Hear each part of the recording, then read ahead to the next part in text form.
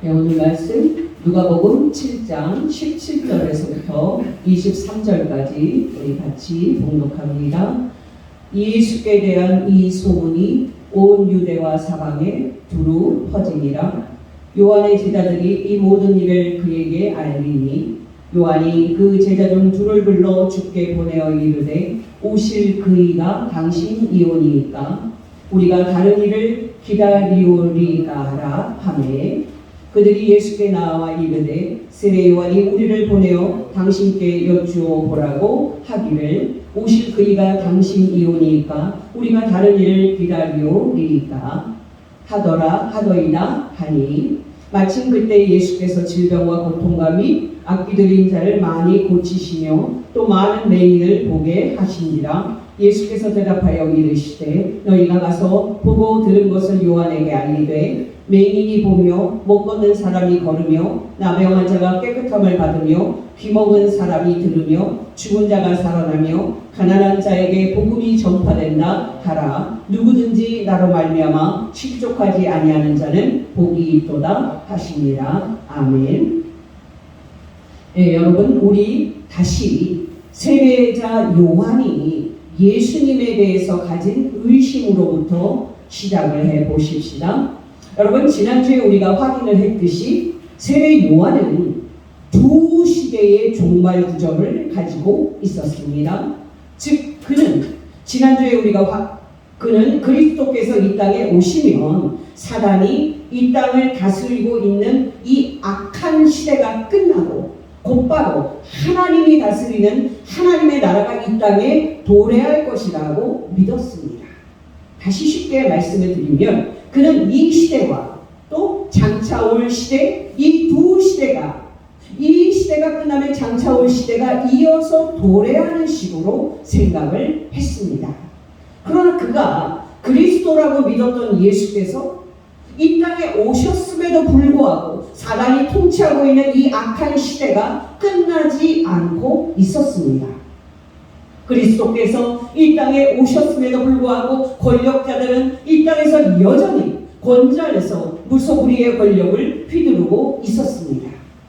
정말 그리스도께서 이 땅에 오셨음에도 불구하고 부자들은 이 땅에서 여전히 가난한 사람들을 착취하면서 여전히 잘 먹고 잘 살고 있었습니다.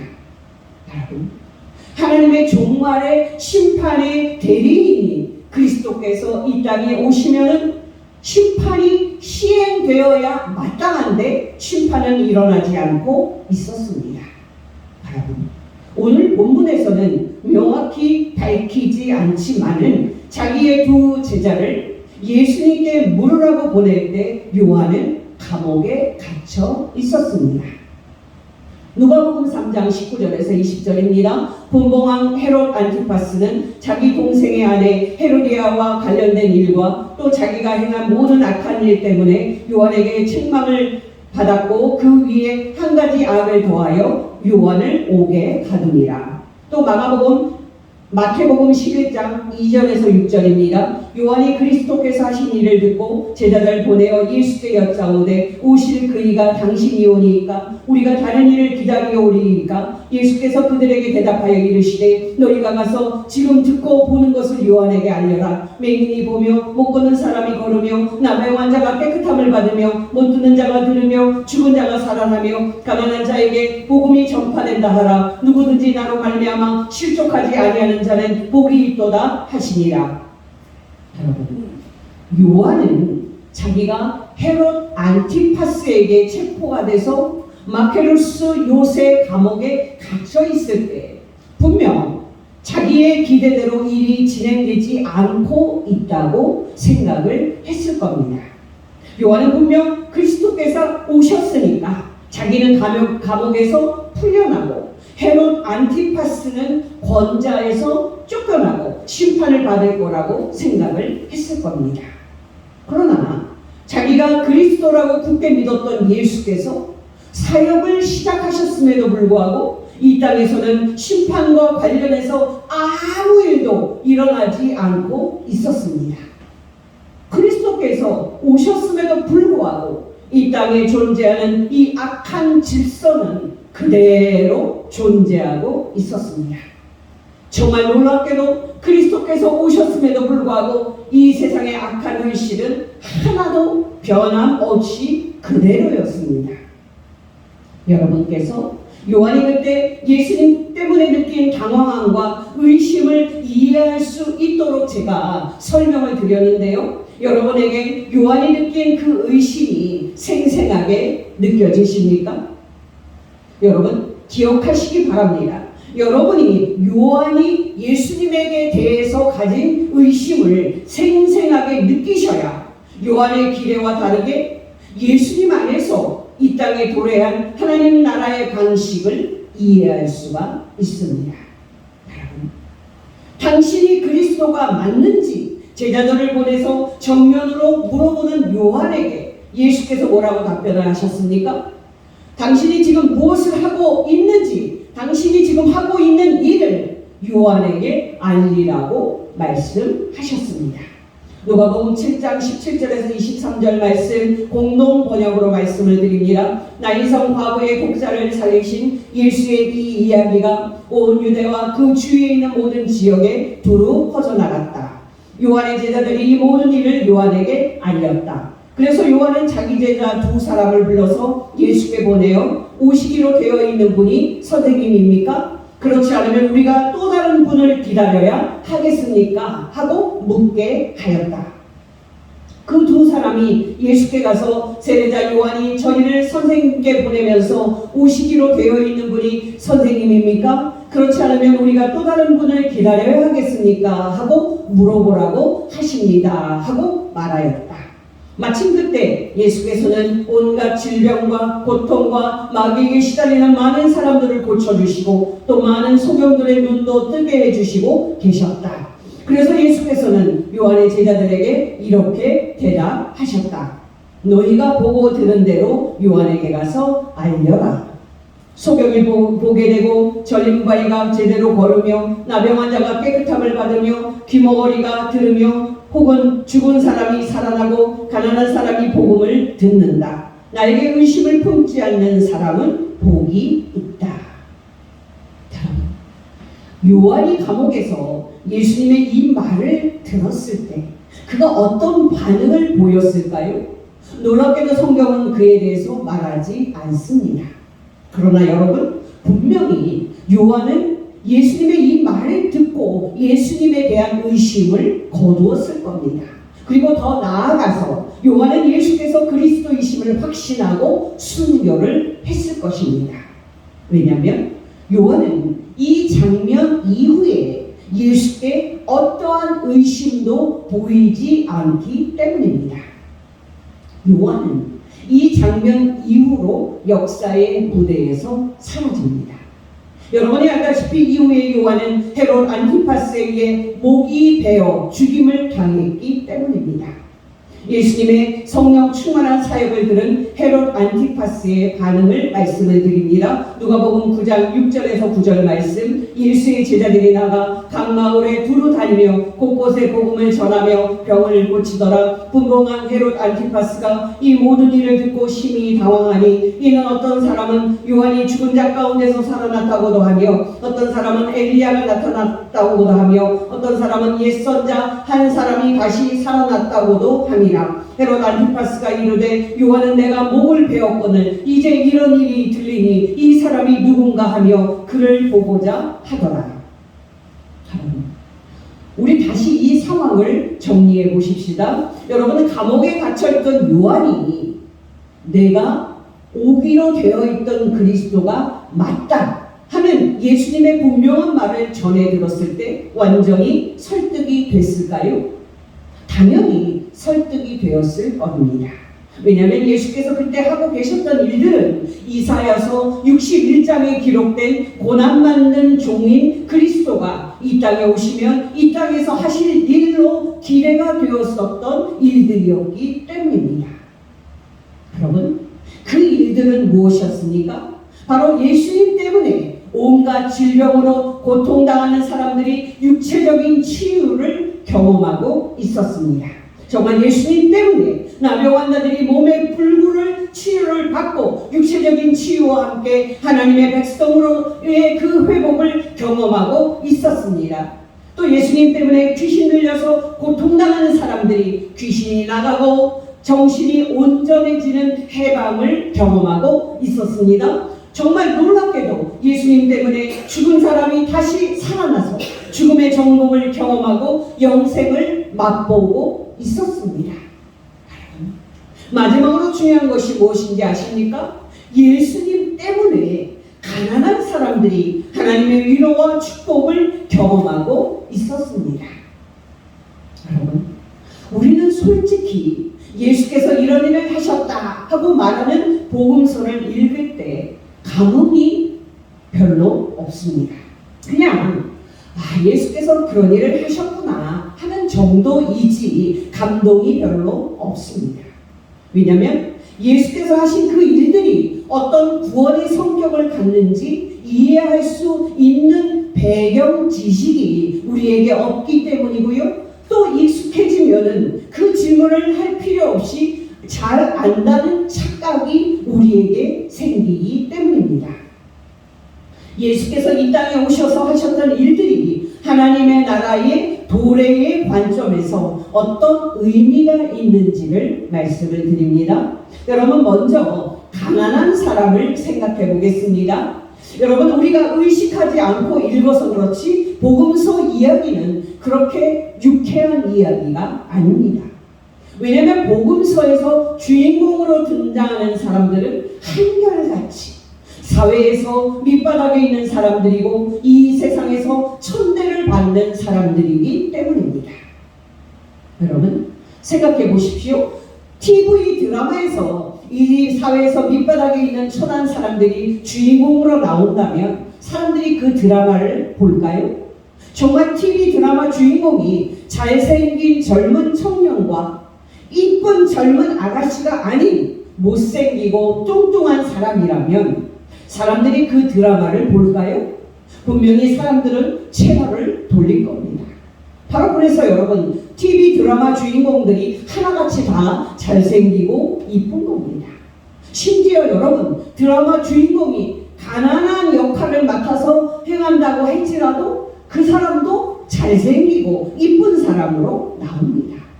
여러분, TV 드라마에서 여러분이 보는 세상이 우리가 사는 이 세상과 똑같은 세상일 거라고 생각을 하십니까? 그것은 착각입니다. TV 드라마에서 보여주는 세상은 철저하게 가공이 되고 조작된 세상입니다.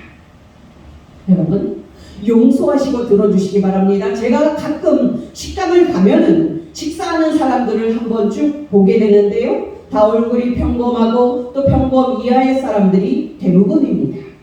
강남에 가면은 좀 볼 수는 있겠습니다만은 우리는 현실에서 잘생기고 이쁜 연예인 같은 친구들을 보기는 쉽지 않습니다.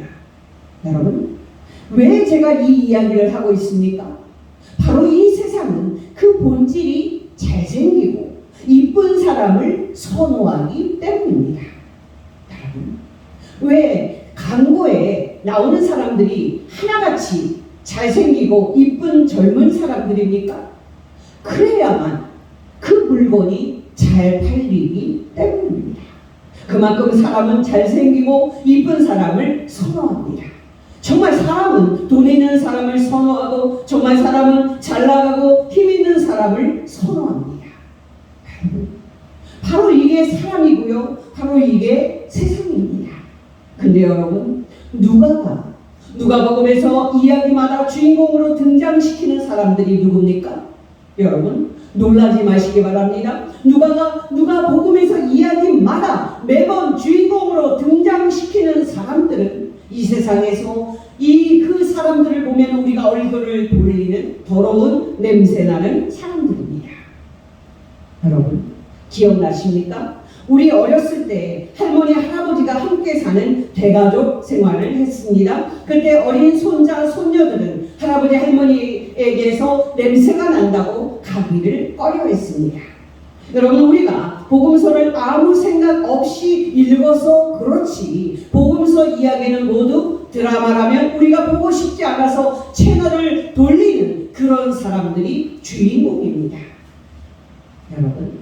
그 사람들은 누굽니까? 대략 열거를 해보면 귀신 들린 사람, 열병을 앓고 있는 냄새나는 할머니, 비린내 나는 천한 어부, 나병을 들려서 살이 다 썩어 들어가는 냄새나는 문둥병자, 침상에 누워서 죽기만을 바라야 하는 중풍병자, 사람들에게 손가락질을 받는 세리, 사람들한테 무시를 받아도 어떤 곳에서도 고세할 데가 없이 그 무시를 그냥 받을 수밖에 없는 과부, 거리에 지나가면 왜 나와서 우리의 안구에 테러를 하냐고 수근수근대는 냄새나는 맹인과 절름발이 모든 사람에게 이 세상에서 가장 더러운 년이라고 손가락질을 받는 냄새나는 장녀, 또 이 세상에서 더 이상 고침을 받을 수 없어서 죽는 것이 더 낫겠다고 울부짖는 혈우증 여인, 유대교의 정통 종교 엘리트들이 바리새인들과 율법 교사들 그리고 제사장 계급들에 의해서 하나님의 백성으로 인정받지 못하는 벌레만도 못한 사마리아 사람, 가난한 자매인 마리아와 마르다, 병들어서 죽어가는 냄새나는 가난한 나사로,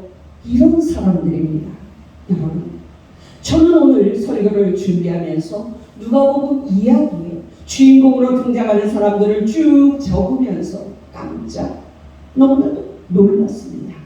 누가가 이야기마다 주인공으로 삼는 사람들이 하나같이 이 사회에서 손가락질을 받고 천대를 받는 천한 사람들이었기 때문입니다.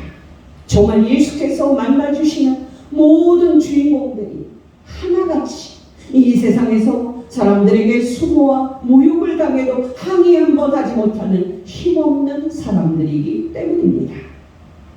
왜 나는 평생 복음서를 읽었는데 이런 사람들을 누가가 이야기의 주인공으로 세우는 것을 보지 못했지? 저는 깜짝 놀랐습니다. 여러분, 놀랍지 않습니까?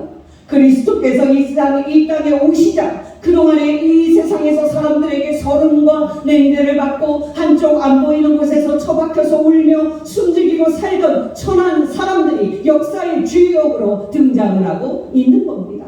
이게 얼마나 놀라운 반전입니까? 여러분, 예수님은 놀랍게도 그 당시에 잘나가는 유대교의 엘리트들이 바리새인들과 율법 교사들과 대제사장들과 한 번도 가까이 하지 않았습니다.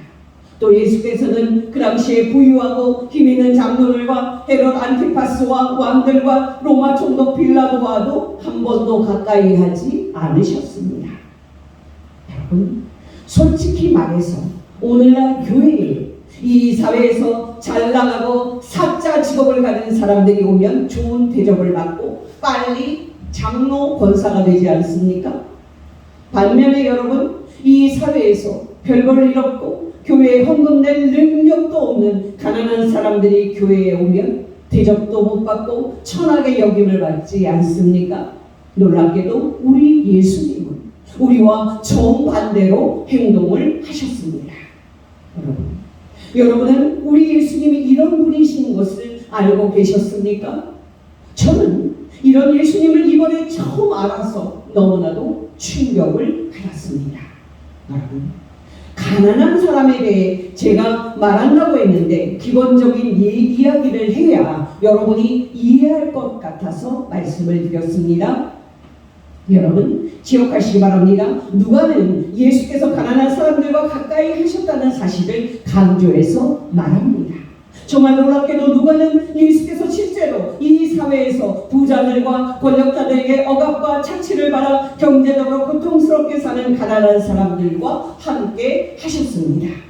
그렇다면 여러분, 예수께서 하나님의 나라를 하나님 나라의 도래를 선포하면서 이렇게 가난한 사람들을 위로하고 이렇게 가난한 사람들에게 종말의 하나님의 나라의 구원과 축복을 선포하는 것이 어떤 의미가 있습니까? 예수님의 말씀을 다시 한번 더 듣고 생각을 해보겠습니다. 누가복음 6장 20절 21절, 예수께서 눈을 들어 제자들을 보시고 이르시되 너희 가난한 자는 복이 있나니 하나님의 나라가 너희 것이며 지금 줄인 자는 복이 있나니 너희가 배부름을 얻을 것이며 지금 우는 자는 복이 있나니 너희가 웃을 것이며, 조금 띄어서 24, 25절, 그러나 너희 부유한 자여 너희는 너희의 위로를 이미 받았도다. 화 있을진저 너희 지금 배부른 자여 너희는 줄이리로다. 화 있을진저 너희 지금 웃는 자여 너희가 애통하며 울리로다. 여러분께 단도직입적으로 말씀을 드립니다. 이 땅에 어떤 체제가 들어서든지 간에 그 체제에서 가난한 사람들의 권리가 회복되지 않는다면 그것은 구원이 아닙니다. 여러분, 큰 이야기를 말씀드려야겠는데요. 여러분이 알다시피 지난 20세기는 이 땅에 가난한 사람들의 궁핍함과 배고픔의 문제를 해결하기 위한 시도가 있었던 그런 세기였습니다. 바로 공산주의 혁명이 시도가 되었던 그런 세기였습니다. 여러분, 우리는 어떤 사상이든지 그 사상이 왜 생겨났는지 그 배경과 그 이유를 생각해 봐야 하는데요. 20세기 공산주의 혁명은 이 땅에서 가난한 사람들의 문제, 즉 가난한 노동자들과 농민들이 당하는 경제적 억압과 착취의 문제, 그들이 당하는 경제적 불의와 불평등의 문제를 해결하려 한 칼 막스의 문제의식에서 시작이 됐습니다. 왜냐하면 그가 보기에 가난한 노동자들과 농민들의 굶주림과 고통이 진정으로 이 세상의 고통이었고 이들의 입에 빵이 들어가지 않고 이들의 눈에서 눈물이 마르지 않는다면 이 땅의 정의는 요원한 것이었기 때문입니다. 여러분, 지난주에 슬쩍 말씀을 드렸는데요. 구약의 모든 선지자들이 하나님께 받아서 말한 것은 무엇이었습니까? 바로 이 땅에서 악과 불의를 행하는 이스라엘 백성들을 향한 불같은 분노였고 그들을 향한 준엄한 책망이었습니다. 그리고 그들이 그 악에서 돌이키고 하나님께 돌아오지 않는다면 그들이 여호와의 날에 하나님의 진노와 심판을 피하지 못할 거라는 준엄한 경고였습니다.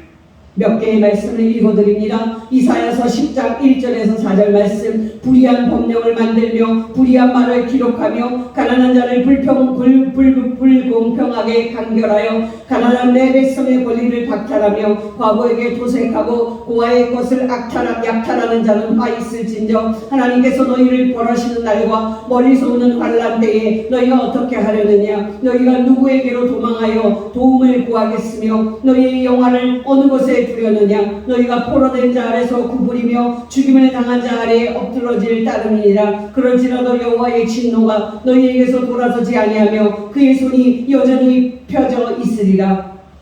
정의의 선지자 모세의 말입니다. 유명한 말입니다. 아모스 5장 7절입니다. 정의를 쓴 쑥으로 바꾸며 공의를 땅에 던지는 자들아 조금 뛰어서 11절에서 12절입니다. 너희가 힘없는 자를 밟고 그에게서 미래 부당한 세를 거두었은즉 너희가 비록 다듬은 돌로 집을 건축하였으나 거기 거주하지 못할 것이요 너희가 아름다운 포도원을 가꾸었으나 그 포도들을 마시지 못하리라. 너희의 허물이 많고 죄악이 무거움을 내가 아노라. 너희는 의인을 학대하며 뇌물을 받고 성문에서 가난한 자를 억울하게 하는 자로다. 조금 뛰어서 18절에서 24절입니다. 화 있을진저 여호와의 날을 사모하는 자여 너희가 어찌하여 여호와의 날을 사모하느냐. 그날은 어둠이요 빛이 아니라 마치 사람이 사자를 피하다가 곰을 만나거나 혹 사람이 집에 들어가서 손을 벽에 대었다가 뱀에 물림 같도다. 여호와의 날은 빛없는 어둠이 아니며 밤낮 없는 캄캄함이 아니냐. 내가 너희 절기들을 미워하여 멸시하며 너희 성회들을 기뻐하지 아니하나니 너희가 내게 번제나 소제를 드릴지라도 내가 받지 아니할 것이요 너희의 살진 희생의 화목제도 내가 돌아보지 아니하리라. 내 노랫소리를 내 앞에서 그칠지어다. 내 비파소리도 내가 듣지 아니하리라. 너희는 오직 정의를 물같이 오직 공의를 마르지 않는 강같이 흐르게 할지어다. 또 아모스 8장 4절입니다. 가난한 자를 삼키며 땅에 힘없는 자를 망하게 하려는 자들아 이 말을 들으라. 시편 82편 3절 4절입니다. 가난한 자와 고아를 위하여 판단하며 곤란한 자와 빈궁한 자에게 공의를 베풀지며 가난한 자와 궁핍한 자를 구원하여 악인들의 손에서 건질지니라 하시는도다. 여러분, 사실 시편 기자를 포함해서 모든 선지자가 가난한 자를 짓밟고 또 그 위에 부와 권력을 쌓는 악한 자들에게 분노하는 것은 바로 하나님의 종 모세의 정신을 따른 겁니다. 신명기서 15장 7절 8절입니다. 내 하나님 여호와께서 내게 주시는 땅 어느 성읍에서든지 가난한 형제가 너와 함께 거주하거든 그 가난한 형제에게 내 마음을 완악하게 하지 말며 내 손을 움켜쥐지 말며 반드시 내 손을 그에게 펴서 그에게 필요한 대로 쓸 것을 넉넉히 부어주라. 문제는 여러분, 이스라엘 백성들이 하나님께서 주신 약속의 땅에 들어가서 세상 사람들과 똑같이 가난한 자를 짓밟고 악을 행했다는 사실입니다. 그리고 그 결과 하나님께서 당신의 종인 선지자들을 보내서 그들의 죄악을 책망하셨고 결국은 그들이 죄에서 돌이키지 않는다면 하나님의 진노와 심판을 피하지 못할 것이라고 경고하셨다는 사실입니다. 여러분, 중요한 것은 뭡니까? 하나님께서는 당신이 창조한 이 땅이 악이 제거되고 정의가 물같이 흐르고 공의가 강물같이 흘러서 가난한 사람들도 사람 대접받고 사는 좋은 세상이 되기를 바라신다는 사실입니다. 여러분, 우리는 세례자 요한의 설교를 아무 생각 없이 지나치는 경향이 있는데요. 놀랍게도 마지막 선지자인 세례 요한의 말도 이 땅에서 가난한 자를 착취하고 경제적 불의를 행하며 돈을 벌고 탐욕과 악을 즐겨하는 유대인들에게 하나님의 맹렬한 진노와 하나님의 불같은 심판을 선포한 것이었습니다. 누가복음 3장 2절 말씀, 디베로 로마 황제가 통치한 지 15해 즉 안나스와 가야바가 대제사장으로 있을 때에 하나님의 말이 비인들에서 자가랴의 아들 요한에게 임한지라. 요한이 요단강 부근 각처에 와서 죄사함을 받게 하는 회개의 세례를 전파하니.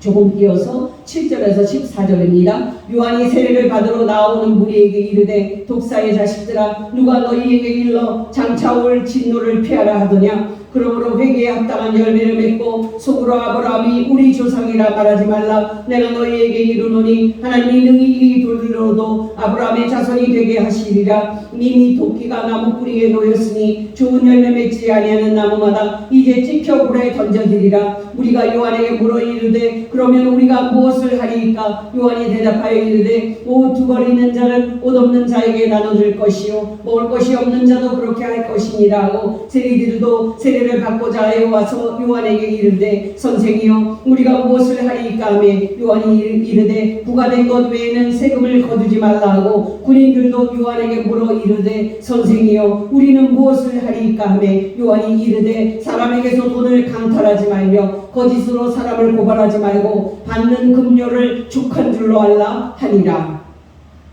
여러분, 이 정도면 하나님께서 불의가 가득한 이 땅에 정의가 세워지기를 얼마나 원하시는지 여러분이 충분히 아셨을 거라 믿습니다. 여러분, 중요한 것은 무엇입니까?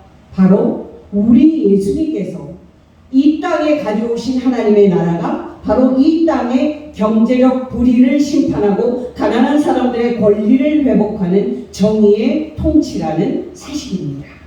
그러니 여러분, 예수님의 하나님 나라 선포가 그 당시의 부자들과 권력자들과 그 사회의 기득권층에게 얼마나 큰 위협이 되었겠습니까? 또한 여러분, 예수님의 하나님 나라 선포가 그동안의 부자들과 권력자들의 억압과 착취에 시달리면서 눈물을 흘리고 고통스럽게 살았던 경제적 희생자들인 가난한 사람들에게 얼마나 큰 위로와 기쁨이 되었겠습니까?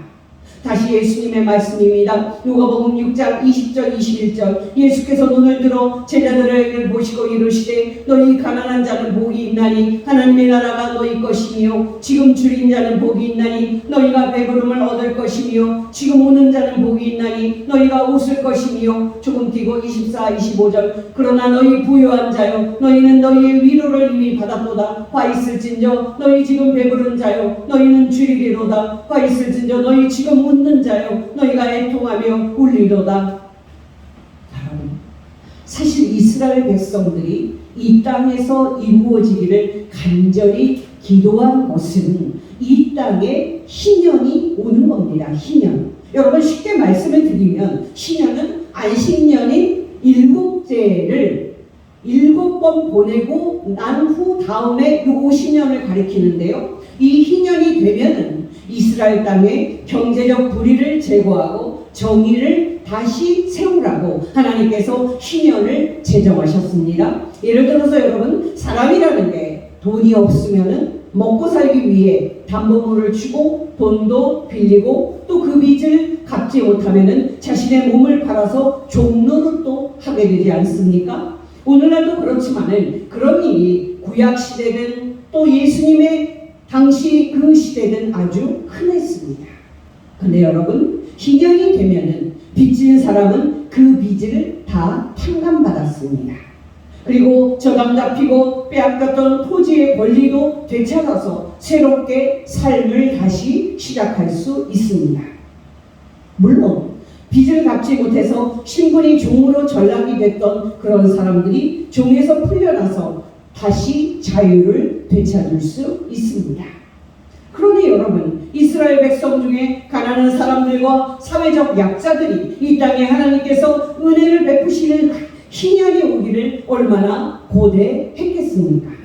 이에 대한 증거 말씀입니다. 레위기서 25장 1절에서 10절. 여호와께서 시내산에서 모세에게 말씀하여 이르시되 이스라엘 자손에게 말하여 이르라. 너희는 내가 너희에게 주는 땅에 들어간 후에 그 땅으로 여호와 앞에 안식하게 하라. 너는 6년 동안 그 밭에 파종하며 6년 동안 그 포도원을 가꾸어 그 소출을 거둘 것이나 7째 해에는 그 땅이 쉬어 안식하게 할지니 여호와께 대한 안식이라. 너는 그 밭에 파종하거나 포도원을 가꾸지 말며 내가 거둔 후에 자라난 것을 거두지 말고 가꾸지 아니한 포도나무가 맺은 열매를 거두지 말라. 이는 땅의 안식년 일이니라. 안식년의 소출은 너희가 먹을 것이니 너와 내 남종과 내 여종과 내 품꾼과 너와 함께하는 거류하는 자들과 내 가축과 내 땅에 있는 들짐승들이 다 그 소출로 먹을 것을 삼을지니라. 너는 7 안식년을 계수할지니 이는 7년이 7번인즉 안식년 7번 동안 곧 49년이라. 7째 날 열흘 날은 속죄 날이니 너는 뿔나팔 소리를 내되 전국에서 뿔나팔을 크게 불치며 너희는 50년째 해를 거룩하게 하여 그 땅에 있는 모든 주민을 위하여 자유를 공포하라. 이 해는 너희에게 희년이니 너희는 각각 자기의 소유지를 돌아가며 각각 자기의 가족에게로 돌아갈지며.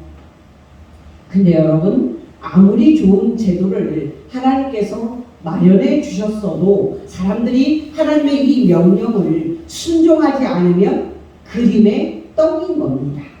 바로 이런 일이 하나님의 백성인 이스라엘 백성에게 일어났습니다.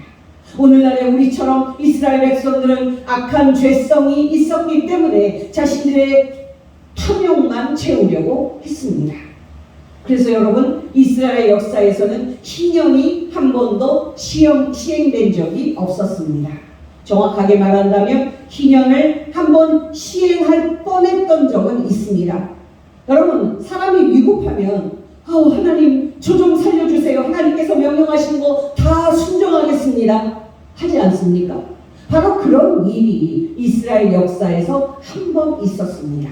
바로 남유다 시드기야 왕 때에 나라가 바벨론 제국에게 먹힐 풍전 등화 같은 위급한 그런 상황일 때 지푸라기라도 잡는 그런 심정으로 하나님께 돌아가서 하나님의 명령대로 살고 하나님의 말씀대로 희년을 지켜보자. 혹시 아냐?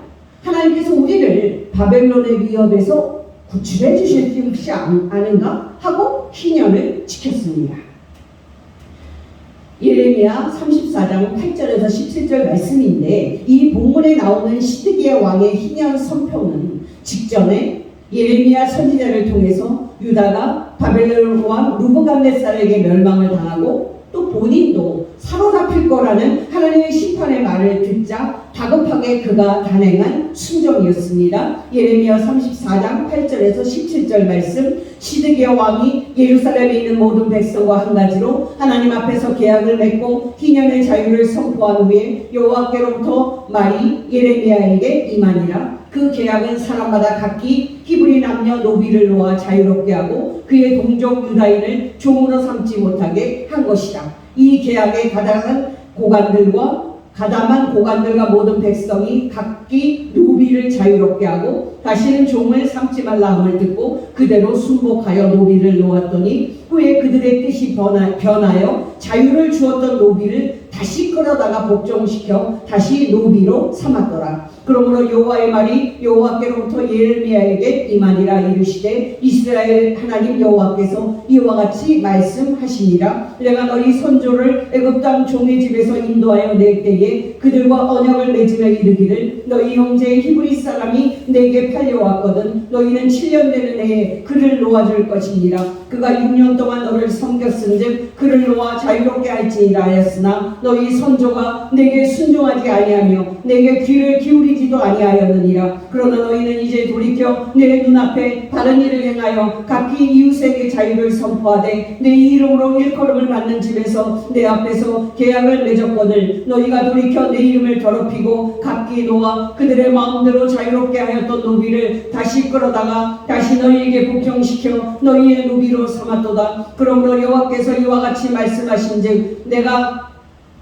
말씀하시니라. 너희가 나에게 순종하지 아니하고 각기 형제와 이웃에게 자유를 선포한 것을 실행하지 아니하였은즉 내가 너희를 대적하여 칼과 전염병과 기근에게 자유를 주리라. 여호와의 말씀이니라. 내가 너희를 세계 여러 나라 가운데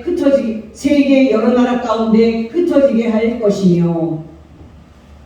여러분, 중요한 것은 뭡니까? 하나님께서 이스라엘 땅에 그토록 시행되기를 바라셔서 제정하신 공평과 정의의 법인 희년이 이스라엘 땅에서 이스라엘 백성들의 마음의 악함과 죄성 때문에 한 번도 시행된 적이 없었다는 사실입니다. 그리고 여러분, 근본적으로 이스라엘 백성이 나라가 망하고 또 바벨론의 포로로 끌려간 이유가 결국 희년을 포함한 하나님의 모든 말대로 순종하지 않은 것에 대한 하나님의 심판이었다는 사실입니다. 그런데 여러분, 놀라운 점이 무엇인지 아십니까?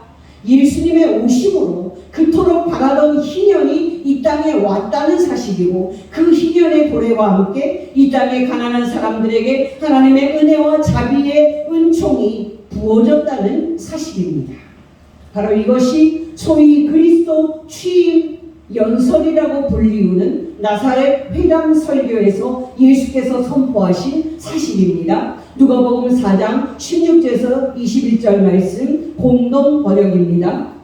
예수께서는 자기가 자라난 나사렛에 가셔서 안식일이 되자 늘 하시던 대로 회당에 들어가셨다. 그리고 성경을 읽으시려고 일어서서 이사야 선지서의 두루마리를 받아들이고 이러한 말씀이 적혀있는 대목을 펴서 읽으셨다.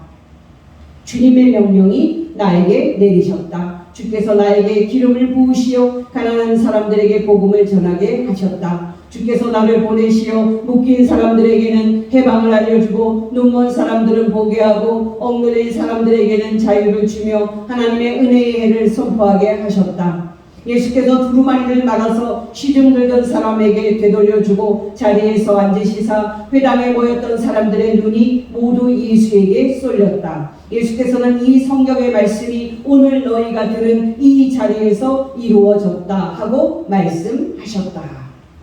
여러분 기억하시기 바랍니다. 예수께서는 고향 나사렛 회당에서 그리스도 취임 연설을 하심으로써 당신이 이사야서 61장에 기록된 이 땅에 하나님의 은혜의 해인 희년을 가져오기 위해 이 땅에 오신 그리스도이심을 선포하셨던 겁니다. 여러분 놀랍지 않습니까? 여러분 누가복음 7장에서 감옥에 갇힌 요한이 의심이 들어서 자기 두 제자를 예수께 보내 당신이 그리스도가 맞는지 확실하게 말해달라고 요청을 했을 때 예수께서 요한에게 당신이 그리스도가 맞다 하고 분명히 말씀하시면서 요한에게 보여준 증거가 무엇이었습니까? 바로 이사야서 61장의 희년이 당신을 통해서 이 땅에 시댕이 되고 온갖 고통당하는 사람들과 가난한 사람들이 지금 당신을 통해 하나님의 은혜와 자비와 긍휼을 경험하고 있는 일이었습니다. 다시 누가복음 7장 17절에서 24절 말씀 공동 번역입니다. 나인성 과부의 독자를 살리신 예수의 이 이야기가 온 유대와 그 근방에 두루 퍼져나갔다. 요한의 제자들이 이 모든 일을 요한에게 알렸다. 그래서 요한은 감옥에서 자기 제자 두 사람을 불러서 예수께 보내어 오시기로 되어 있는 분이 선생님입니까? 그렇지 않으면 우리가 또 다른 분을 기다려야 하겠습니까? 하고 묻게 하였다. 그 두 제자가 예수께 가서 세례자 요한이 저희를 선생님께 보내면서 오시기로 되어 있는 분이 선생님입니까? 그렇지 않으면 우리가 또 다른 분을 기다려야 하겠습니까? 하고 물어보라고 하십니다. 하고 말하였다. 마침 그때 예수께서는 온갖 질병과 고통과 마귀에게 시달리는 많은 사람들을 고쳐주시고 또 많은 소경들의 눈도 뜨게 해주고 계셨다. 그래서 예수께서는 요한의 제자들에게 이렇게 대답하셨다. 너희가 보고 들은 대로 요한에게 가서 알려라. 소경이 눈을 뜨고 있고 절름발이가 제대로 다시 걸으며 나병 환자가 깨끗함을 받고 귀머거리가 들으며 죽은 사람이 살아나고 가난한 사람이 복음을 듣고 있다고, 또 나에게 의심을 품지 않는 사람은 참으로 복이 있다고. 여러분, 요한이 이 예수님의 이 말을 전해 들었을 때 예수께서 그리스도가 맞나? 하고 생각한 그의 의심이 완전히 해소가 됐을까요? 당연히 해소가 되었을 겁니다. 왜냐하면 그리스도께서 이 땅에 오시면 하신 일을 기록한 이사야 61장이 그리스도의 예언인 것을 요한도 알고 있었고요. 바로 그 일이 예수님에 의해서 일어나고 있었기 때문입니다. 그러니까 여러분, 결론적으로 말하면 예수님의 말을 듣고 세례자 요한은 하나님의 나라가 예수 그리스도 안에서 두 시대 종말이 아닌 세 시대 종말로 오고 있다는 것을 비로소 알게 된 겁니다. 이렇게 여러분, 예수께서 공생애 동안 이스라엘 땅에서 행하신 치유와 귀신 추출과 가난한 사람들을 위로하신 일은 예수 안에서 이 땅에 하나님의 나라가 도래했고 예수님을 통해서 이 땅에 하나님의 은혜의 해인 희년이 왔다는 표적들인 겁니다. 여러분, 놀랍지 않습니까? 여러분, 설교가 좀 길어지더라도 적용 차원에서 제가 말씀을 더 드리지 않을 수가 없습니다. 왜냐하면 적용이 없는 설교는 반신불구의 설교이거나 죽은 설교이기 때문입니다. 여러분은 오늘 설교를 들으면서 이 땅에 하나님의 나라를 세우고자 하시는 하나님의 마음과 예수님의 이 마음을 얼마나 느끼십니까? 정말 여러분은 예수님을 통해서 하나님께서 이 세상에 고통당하는 병자들과 귀신 들려 고통당하는 사람들을 치료하신 그 모습을 보고, 또 예수님을 통해서 하나님께서 죽음으로 무서워하는 사람들을 살리고, 또 예수님을 통해 하나님께서 경제적인 억압과 착취로 고통을 당하고 굶주림에 시달리는 가난한 사람들을 위로하고 하나님의 나라가 그들에게 주어질 것임을 축복하신 모습을 보고 하나님의 은총과 자비의 감격과 기쁨을 느끼고 있습니까? 여러분, 저는 오늘 말씀을 준비하면서 제가 이렇게 은혜로우신 하나님을 너무 모르고 살아온 게 아닌가 하는 생각을 했습니다. 저는 정말 오늘 설교를 준비하면서 제가 이렇게 은혜로우신 예수 그리스도를 너무나도 모르고 살아온 것이 아닌가 하는 그런 생각을 했습니다. 여러분, 저는 지금 여러분께 한 장로님의 이야기를 전해드리려고 하는데요. 그 목적은 이 땅에 천한 약자들과 온갖 이유로 고통당하는 사람들과 가난한 사람들을 예수께서 얼마나 사랑하시고 예수께서 그들에게 자비를 베푸셨는지를 여러분이 깨닫고 궁극적으로 여러분이 예수님 안에서 이 땅에 도래한 하나님의 나라와 그 풍성한 구원의 땅의 차원과 은혜의 차원을 깨닫고 낮고 천한 이 세상의 사람들을 향해서 여러분이 따뜻한 마음으로 다가갈 수 있도록 여러분의 생각을 변화시키는 겁니다. 정금석 장로님이라는 분이 계시는데요. 지금 배송업체 쿠팡과 싸우고 있습니다.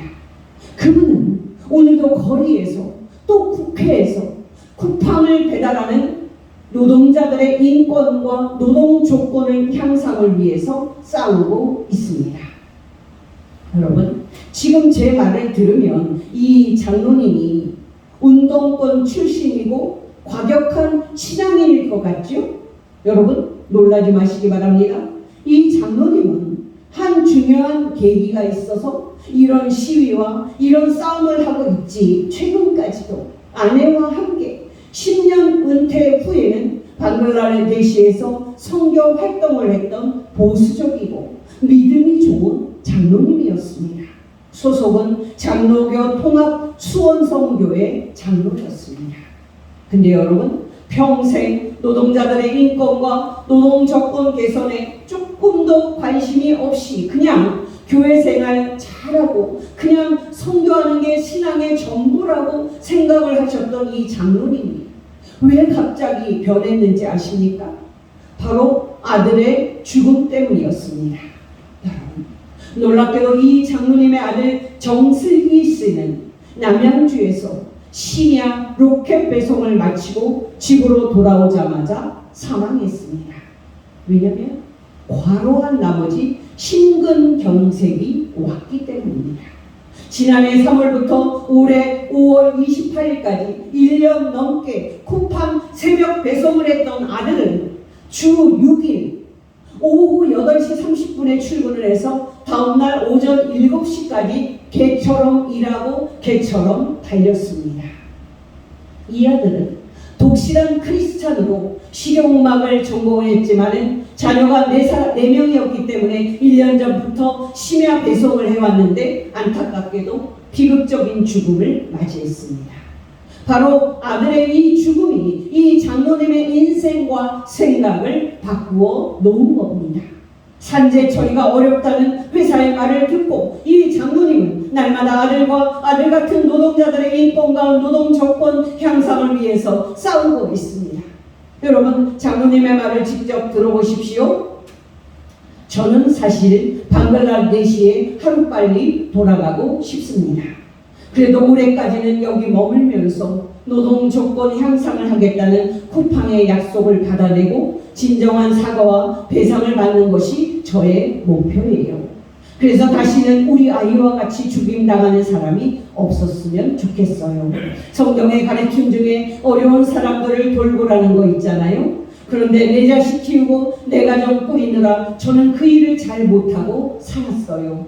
이번 일을 제가 직접 당하고 보니 그동안 제가 잘못 살았다. 하나님의 말씀대로 살지 못했다는 마음이 들었어요. 그 아픔이 얼마나 큰지 몰랐는데 제가 이제는 체험을 했잖아요. 이 땅에 기울어진 운동장을 바로 세우는 역할을 크리스찬들이 해야 하지 않을까 생각을 했어요. 이제 남은 삶이라도 좀 더 적극적으로 노동자들과 사회적 약자들을 위해서 살아야 되지 않을까 그런 생각을 하고 있어요.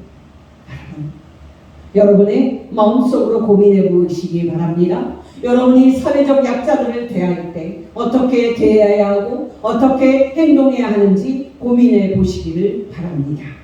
여러분, 기억하시기 바랍니다. 우리 주 예수께서 이 세상 끝에 다시 오셔서 저와 여러분을 포함하여 모든 사람을 재판해서 각각 천국과 지옥으로 들여보내실 때 그 재판 기준은 오직 하나, 저와 여러분이 사회적 약자들에게 어떻게 대했느냐가 될 겁니다. 직접 예수님의 말씀인 마태복음 25장 31절에서 46절 말씀입니다. 인자가 자기 영광으로 모든 천사와 함께 올 때에 자기 영광의 보좌에 앉으리니 모든 민족을 그 앞에 모으고 각각 구분하기를 목자가 양과 염소를 구분하는 것 같이 하여 양은 그 오른편에 염소는 왼편에 두리라. 그때 임금이 그 오른편에 있는 자들에게 이르시되 내 아버지께 복받을 자들이여 나와 창세로부터 너희를 위하여 예비된 나라를 상속받으라. 내가 주일 때에 너희가 먹을 것을 주었고 내가 목마를 때에 너희가 마시게 하였고 내가 나그네 되었을 때에 너희가 영접하였고 내가 헐벗었을 때에 너희가 옷을 입혔고 내가 병들었을 때에 너희가 돌보았고 내가 옥에 갇혔을 때에 너희가 와서 보았느니라. 이에 의인들이 대답하여 이르되 주여 우리가 어느 때에 주께서 줄이신 것을 보고 음식을 대접하였으며 목마르신 것을 마시게 하였나이까? 어느 때 병드신 것이나 옥에 갇히신 것을 보고 가서 배웠나이까? 하리니 임금이 대답하여 이르되 내가 진실로 너희에게 이르노니 너희가 여기 내 형제 중에 지극히 작은 자 하나에게 한 것이 곧 내게 한 것이니라 하시고 또 왼편에 있는 자들에게 이르시되 저주를 받은 자들아 나를 떠나 마귀와 그 사자들을 위하여 예비된 영원한 불에 들어가라. 내가 줄일 때 너희가 먹을 것을 주지 아니하였고 목마를 때 마시게 하지 아니하였고 나그네 되었을 때 영접하지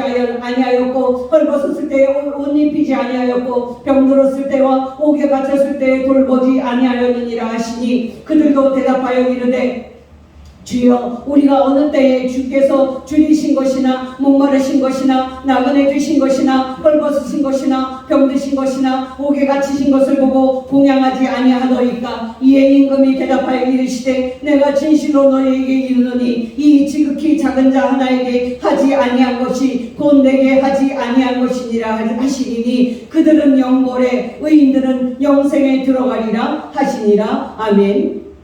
지금 예수님의 말씀이 저와 여러분에게 도전이 되시기를 예수 이름으로 축원합니다. 기도하겠습니다. 하나님 아버지, 오늘 말씀을 통해서 예수님께서 이 땅에 가져오신 하나님의 나라와 하나님의 통치가 얼마나 은혜와 자비가 충만한지 가르쳐 주신 것 진심으로 감사를 드립니다. 왜 제가 그동안 이렇게 은혜로우신 하나님을 알지 못하고 신앙생활을 했는지, 또 왜 제가 그동안 이렇게 자비로우신 예수님을 알지 못하고 신앙생활을 했는지 놀랄 따름입니다. 하나님 아버지, 우리에게 날마다 말씀과 성령으로 충만하게 하여 주시사 이 땅에 오셔서 고통당하는 모든 사람을 만나주시고 긍휼로 고쳐주신 그리스도 예수를 같이 깊이 만나게 하여 주시고 우리도 남은 인생 이 땅에서 가난하고 약하고 낮은 곳에 있는 사람들과 함께하고 그들의 편에 서는 정의롭고 자비로운 하나님의 자녀로 살게 하옵소서. 우리의 구원자이시고 우리의 치료자이신 우리 주 예수 그리스도의 이름으로 기도합니다. 아멘.